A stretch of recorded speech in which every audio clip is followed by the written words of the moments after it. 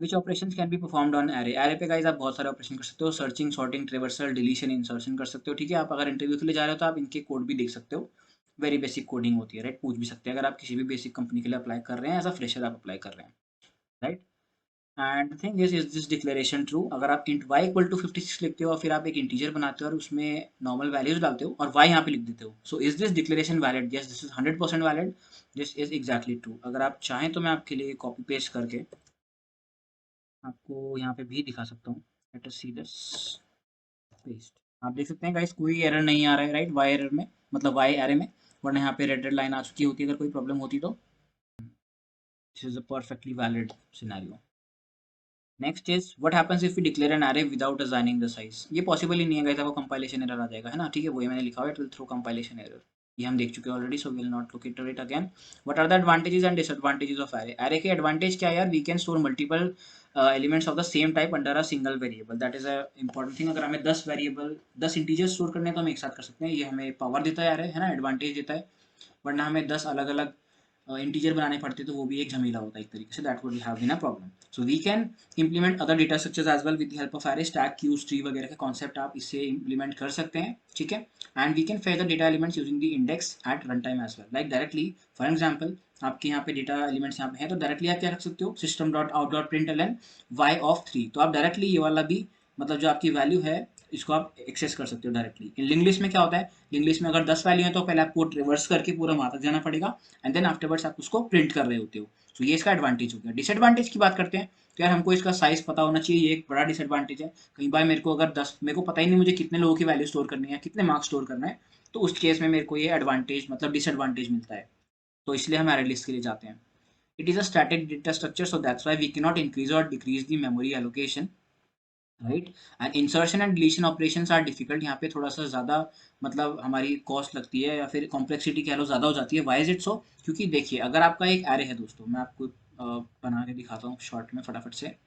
Suppose you have this array, ठीक है, इसके अंदर काफ़ी सारी वैल्यूज है। सपोज ड्राइंग यार थोड़ी बेकार सी बन रही है बट यार ठीक है, चला लेना खाऊँ इस बारी। So suppose for an example मेरे को ये वाला जो इंडेक्स पे सपोज यहाँ पे 6 है, मेरे को ये डिलीट करना है, suppose for an example. So suppose मैंने यहाँ पे इसको डिलीट कर डाला, करेक्ट। सपोज यहाँ पे वैल्यूज फील्ड है, यहाँ पे कुछ 1 2 3 4 करके वैल्यूज फील्ड है, it can be any value, okay, जो भी वैल्यूज है यहाँ पे। नाउ ये हमने हटा दिया, तो द थिंग इज कि एरे अगर हम बाद में मतलब कर रहे हैं, रिवर्स कर रहे हैं, तो यहाँ पे कुछ वैल्यू होनी चाहिए ना, तो दैट्स वाई हमने अगर इसको डिलीट किया तो हमें इसको यहाँ पे शिफ्ट करना पड़ेगा, राइट। सिमिलरली इसको यहाँ पे शिफ्ट करना पड़ेगा, इसको यहाँ पे शिफ्ट करना पड़ेगा, तो शिफ्टिंग करनी पड़ेगी बेसिकली डिलीशन के टाइम पे। इंसर्शन के टाइम पे क्या होगा, इंसर्शन के टाइम पे भी सिमिलर टाइप की सिचुएशन होने वाली है, राइट। जैसे कि सपोज फॉर एन एग्जाम्पल मेरे को यहाँ पे कोई वैल्यू इंसर्ट करनी है इसके बीच में, तो सपोज मैं इसको पहले मतलब इसको आगे शिफ्ट करूंगा, करेक्ट, 6 के बदले अगर सपोज मेरे को यहाँ पे 2 लिखना है तो पहले मैंने यहाँ पे उसको शिफ्ट किया फिर यहाँ पे 2 डाला, तो ये शिफ्ट करने के बदले मेरे को फिर इसको भी शिफ्ट करना पड़ेगा, जो वैल्यू यहाँ पे है इसको भी हमें यहाँ पे शिफ्ट करना पड़ेगा। तो सिमिलरली हमें शिफ्टिंग वगैरह करनी पड़ेगी, that's why it increases our cost, so that's why this is a big disadvantage we can say, right.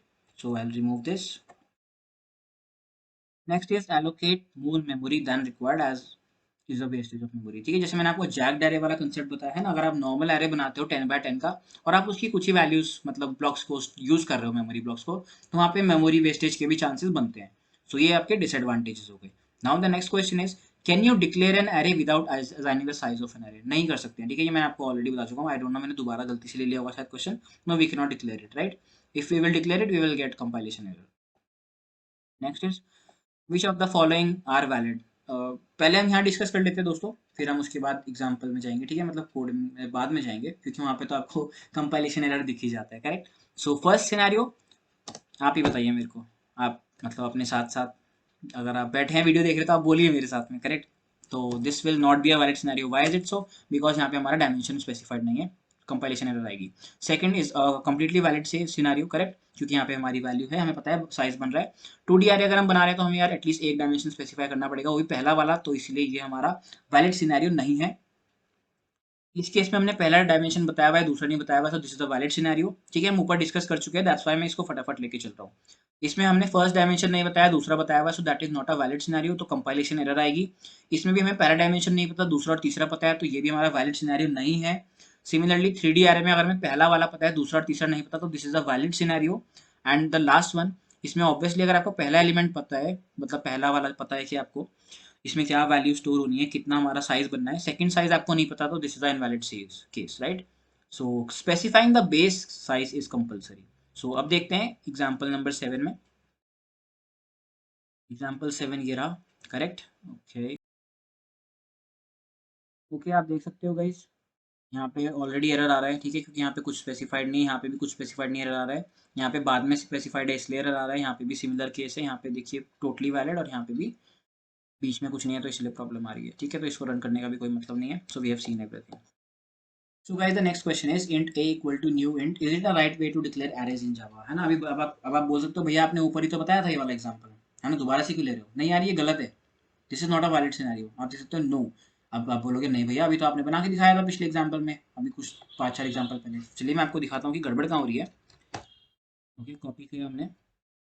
So if I put it over here, चलो आप देख सकते हैं यहाँ पे एरर आ रहा है ऑलरेडी। अगर मैं इस चीज़ को कमेंट आउट कर देता हूँ, राइट, यू कैन सी, मैं इसको जूम इन भी करता हूँ, देखिए यहाँ पे एरर आ रहा है। एरर क्यों आ रहा है, क्योंकि यार हम यहाँ पे साइज स्पेसिफाई कर रहे हैं, हम यहाँ पे साइज स्पेसिफाई नहीं करेंगे। ओके सॉरी, शायद मैंने यहाँ पे वो नहीं दिया था सेमीकोलन, आप देख सकते हो अभी भी एरर आ रहा है सेमीकोलन डालने के बाद भी। अगर मैं ये 3 स्पेसिफाई नहीं करता हूँ तो that is a perfectly valid scenario, right. So basically error इसीलिए आ रही है, यहाँ पे हम कुछ साइज स्पेसिफाई कर रहे हैं, तो हमें यहाँ पे जब भी हम इस तरीके से डिक्लेरेशन कर रहे होते हैं, यहाँ पे हमको साइज नहीं बताना होता है। दैट्स वाई ये यहाँ पे गड़बड़ हो रही है गाइज यहाँ पे हमारी, correct. So next question is what are jagged arrays in Java? So jagged arrays are the arrays of array, आप इनको बोल सकते हैं, right? And मतलब अगर आपको create करने होते हैं arrays of different length, so then we use this concept ताकि हमारा memory wastage ना हो, right? मैंने जैसे आपको बना करके भी दिखाया। And if you want more details, you can refer the YouTube videos as well. Guys, background में हल्की सी नॉइस आ सकती है क्योंकि बारिश थोड़ी तेज हो रही है। आई डोंट नो आ रही होगी कि नहीं आ रही होगी, बट या disclaimer. Okay next question is what will be the output of this code. So ऐसा मैंने ऑलरेडी शायद क्लासेस एंड ऑब्जेक्ट्स में ले लिया है, बट स्टिल अगेन हमारा एक एरे और सिंपली हम अपना वेरिएबल प्रिंट कर रहे हैं। सो it will give simply class name at the rate of hash code. Okay, it is not the same as printing my array of 0, so this will give a different result and this will give a different result. Let us see. Let me copy paste. I think I have copy pasted that one. Yes, I have already done that.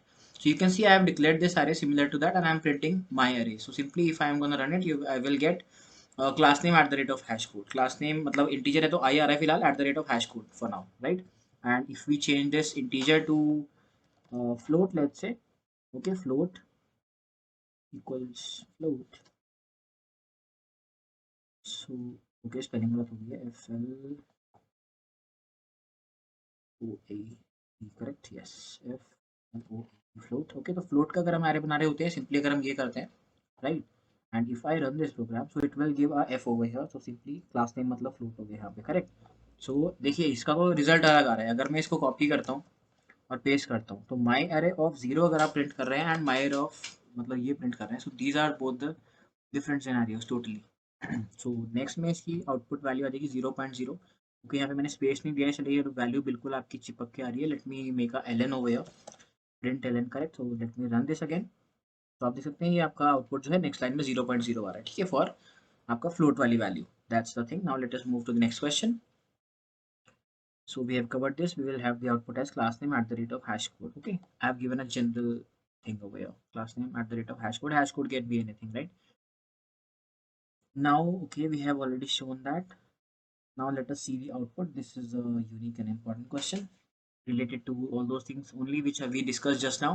Class name at the rate of hash code वाला concept, but this concept can also be used in your 2D arrays या फिर 3D arrays, है ना। तो देखिए मैंने यहाँ पे आपके लिए 1D array लिया हुआ है और उसके कुछ यूनिक चीज़ें ली हुई हैं, मतलब प्रिंट्स करे हुए हैं काफ़ी सारे। फिर हमने 2D array पे ऑपरेशंस किए हुए हैं, फिर 3D array पे भी ऑपरेशंस किए हुए हैं। सो नाउ लेट अस सी एग्जांपल नंबर 8। मैंने आप लोगों के लिए कोड वगैरह सब कुछ करके रखा हुआ है पहले से ही। It took a lot of efforts. Okay now let us see, मैं आपके लिए थोड़ा सा जूम इन करता हूँ ताकि आपको थोड़ा सा बड़ा दिखाई दे, राइट। आई होप अच्छा विजिबल होगा। Let me close this, yes. So तो देखिए गाइस हमारा एक एरे है नंबर्स नाम का, ठीक है, इंटीजर एरे है नॉर्मल। इसमें दो वैल्यू स्टोर्ड है 1 एंड 2, राइट। We can declare it like this also and we can declare it like this as well, दोनों तरीके से वैलिड है। तो simply guys numbers of 0 print कर रहे हैं तो पहली वैल्यू 1 प्रिंट हो जाएगी, correct. So let me just for the time being मैं इसको यहाँ पे कमेंट कर देता हूँ इस वाले पोर्शन को, करेक्ट, ताकि हम पहले ऊपर वाले को ही ध्यान दें। तो पहले में जीरो मतलब फर्स्ट इंडेक्स प्रिंट होगा, वन वैल्यू प्रिंट होगी, सिमिलरली सेकंड वाले में टू प्रिंट हो जाएगा।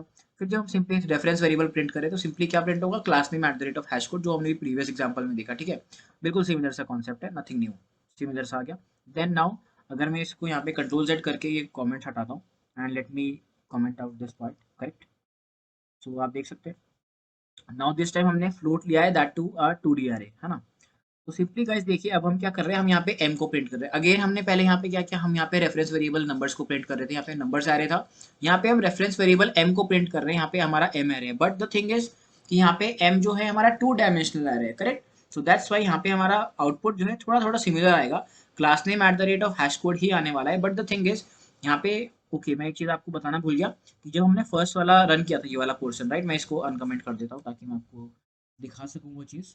मतलब आउटपुट आपका class name at the rate hash code ही आने वाला है, बट उससे पहले आपका एक ब्रेस भी आ रहा है, that is also important, right. So let me just tell you that. देखिए ये सारे आउटपुट्स सॉरी, सो देखिए आपने ये वाला, ये आपका स्क्वायर ब्रेसेस आ रहा है, राइट। फिर उसके बाद आपका क्लास नेम आ रहा है I for integer and then at the rate of hash code. तो सिमिलरली 2D एरे है, आपने m प्रिंट करवाया, रेफरेंस वेरिएबल प्रिंट करवाया, that's why it is giving two of your braces, ठीक है, टू स्क्वायर ब्रेसेस ओपन वाले। फिर उसके बाद f is the class name float eight the rate of hash code, right, different hash code is generated. फिर m of zero पे अगर हम गए, m ऑफ जीरो क्या है गाइस, आपका ये भी एक रेफरेंस वेरिएबल ही है ना, जो कि आपका मतलब एक एरे को पॉइंट आउट करने वाला है। तो सिमिलरली यहाँ पे एक वन डायमेंशनल एरे को पॉइंट आउट करेगा, दैट्स व्हाई सिंगल टाइम आपका यहाँ पे ये ब्रेस आया है and then f this is class name at the rate of hash code. अब अगर आपको ये वाला कॉन्सेप्ट समझ नहीं आ रहा है तो मैं आपको ये चाहे तो एक बार ड्रॉ करके भी दिखा देता हूँ ताकि आपको ज़्यादा अच्छे से समझ में आए चीज़ें। Okay let me change the colour first of all, क्योंकि यहाँ पे ब्लैक ज़्यादा बेटर रहेगा, मतलब not black, white will be much much better. Okay so let us do that. So यहाँ पे हमारा ये m, हम ये वाला जो एरे है इसकी डिस्कशन कर रहे हैं, let me just, so we are making this one 2 by okay. तो m हमारा हो गया 2 by 2 का हमारा एरे होने वाला है ये। So we know that. So basically मतलब हम एक तरीके, देखो इसके रिप्रेजेंटेशन के भी दो तरीके हो सकते हैं। फॉर एग्जांपल चाहे तो आप इसको स्क्वायर तरीके से रिप्रेजेंट कर लो, है ना। मैं आपको यहाँ पे स्क्वायर बना के दिखा देता हूँ, जैसे कि फॉर एग्जांपल एक ये हो गया आपका इस तरीके से और एक आपका इस तरीके से। तो चाहे तो आप 2 by 2 के मैट्रिक्स को आप इस तरीके से भी समझ सकते हो, या फिर आप इसको किस तरीके से समझ सकते हो, जैसे कि फॉर एग्जांपल जैसे अभी हमने एक ऊपर ये बनाया एंड देन आफ्टरवर्ड्स एक हमारा यहाँ पे ये हो जाएगा एंड देन आफ्टरवर्ड्स हमारा एक यहाँ पे ये हो जाएगा, करेक्ट। फिर यहाँ पे हमारे एरोज हम यूज करने वाले हैं कि ये इसको पॉइंट आउट कर रहा है, इसको पॉइंट आउट कर रहा है, and it is going to contain the references of two one dimensional array. So basically guys आपको ये जैक अरे वाला कॉन्सेप्ट ही मतलब जो समझाया था उसी तरीके से आपका लिंक हम कह सकते हैं। So if I go here text में, करेक्ट, इसकी वैल्यू को हम चेंज ऐसा भी नहीं कर सकते हैं, let's leave it. Let me just take this text variable.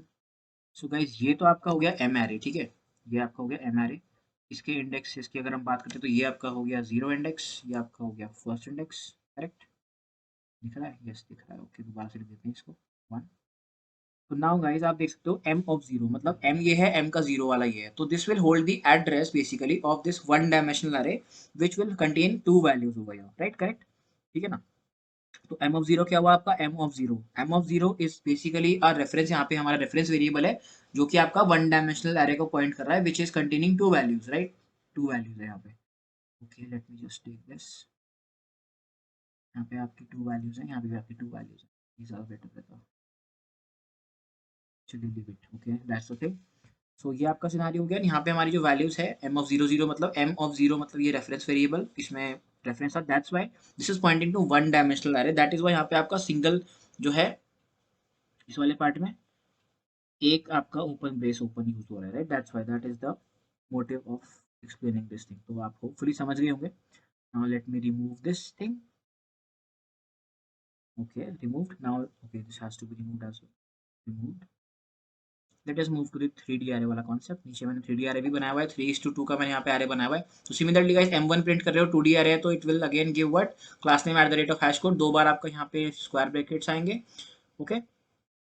Then it says boolean class है at the rate of hash code, right, yes, so for this it is boolean at the rate of hash code, हमने यहाँ पे print किया, then afterwards हम m1 of 0 को अगर print कर रहे हैं तो ये भी अगेन आपका एक रेफरेंस वेरिएबल होगा, करेक्ट। जैसे मैंने अभी आपको डायग्राम समझाया, तो this will again give single this bracket and then class name boolean at the rate of hash code आपका यहाँ पे प्रिंट होने वाला है। देन आफ्टरवर्ड्स गाइज आपका हम प्रिंट कर रहे हैं अगर m1 ऑफ 00 तो it will give me as null, because हम यहाँ पे बूलियन ले रहे हैं, करेक्ट। बूलियन की वैल्यू हमारी डिफॉल्ट नल हो जाती है।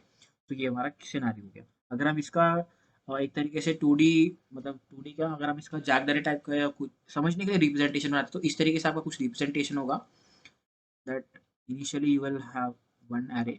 ओके, जैसे हम कहते हैं ना 3 और 2, तो मतलब इनिशियली हमारे यहाँ पे 3 एलिमेंट्स होंगे 1 to 3 and each of the 3 elements will be pointing to a one dimensional array जिसमें हमारा दो वैल्यू कंटेन करने वाले हैं, करेक्ट। सो इस तरीके से आपका कुछ यहाँ पे ये सिनेरियो बन रहा होगा। यहाँ पे आपकी दो वैल्यूज आएंगी। Similarly, this will be pointing to an array which will contain two values again, right? And this will be pointing to one more array that is going to have two values again. So अगर आप बोल रहे हो m1 of 0 तो ये आपका 0 हो गया, ये आपका 1 हो गया, ये आपका 2 हो गया, करेक्ट। ये आपकी m की वैल्यू है। तो m ऑफ 0 तो आपका ये हो गया एंड देन अगेन 0। तो ये वाली वैल्यू जो भी इसमें अगर आपने कुछ सपोज डाली होती तो यहाँ पे 2 प्रिंट होता, बट यहाँ पे कुछ डाला नहीं है तो आपकी डिफॉल्ट वैल्यू प्रिंट हो रही है। अब अगर जैसे कि फॉर एन एग्जाम्पल मैं यहाँ पे m ऑफ 00 के बदले m ऑफ 1 कर देता हूँ, राइट, और फिर हम इसको रन करने की कोशिश करते हैं तो तब भी यहाँ पे आपकी वैल्यू 0 आएगी। क्यों? क्योंकि m ये है, m ऑफ 0 ये है और m ऑफ 0 0 ये वाली वैल्यू हो गई, तो इसीलिए आपका यहाँ पे नल वैल्यू प्रिंट हो रही है, right, because it is a Boolean thing. Now देखिए अगर मैं इसको यहाँ 2 कर देता हूँ तो देखो यहाँ पे अब आएगा array index out of bound exception. Array index out of bound exception क्यों आएगा? क्योंकि अब आप देखिए m ऑफ 0 2 एग्जिस्ट ही नहीं करता है ना। m ऑफ 0 मतलब ये 0 और फिर 2 मतलब 0 1 2। हम एक ऐसे एलिमेंट को एक्सेस करने की कोशिश कर रहे हैं जो कि एग्जिस्ट ही नहीं करता है, right. We are trying to access the third element, but यहाँ पे दो ही एलिमेंट है, ठीक है गाइस। तो ये आपका 0 इंडेक्स हो गया, ये आपका फर्स्ट इंडेक्स हो गया। हम सेकंड इंडेक्स को यहाँ पे मतलब एक्सेस करने की कोशिश कर रहे हैं, but this does not exist. That's why अगर मैं इसको रन करता हूँ आप लोगों के सामने, so you will see here we will get arrays index out of bounds exception basically, right. So you can see array index out of bound exception आया यहाँ पे, ठीक है। Similarly if you will go for 1 0 as well, ये 1 1 के लिए चलते हैं तो m of 1 and 0 1, so we are accessing this particular block basically, right? So if I'll run this again, now it will give a correct answer 0 आ जाएगा, ठीक है, क्योंकि हम इसको 0 मतलब नल आ जाएगा, क्योंकि हम बूलियन की बात कर रहे हैं। इंटीजर होता तो आपका 0 आ चुका होता, right. And similarly if you want to play around with this, अगर मैं 3 कर देता हूँ तब भी आपको यहाँ पे एरर आने वाला है। क्यों? क्योंकि 3 आपका इंडेक्स एग्जिस्ट ही नहीं करता है, right. m of 3 1 does not exist, क्योंकि 0 1 2 तक ही है। हम जैसे ही कह रहे हैं m of 3 1, हम बेसिकली करने की क्या कोशिश कर रहे हैं मैं आपको वो बताता हूँ। m of 3 मतलब m of 0 1 2, हम कह रहे हैं कि यहाँ पे एक और हमारा ब्लॉक है और उसकी हम वैल्यूज को एक्सेस करना चाह रहे हैं, but this does not exist actually, that's why it is giving as array index out of bound exception, right. So this has been completed, अच्छे से हम लोग अंडरस्टैंड कर चुके हैं। नाउ नेक्स्ट है आपका टू स्ट्रिंग मेथड बेसिकली।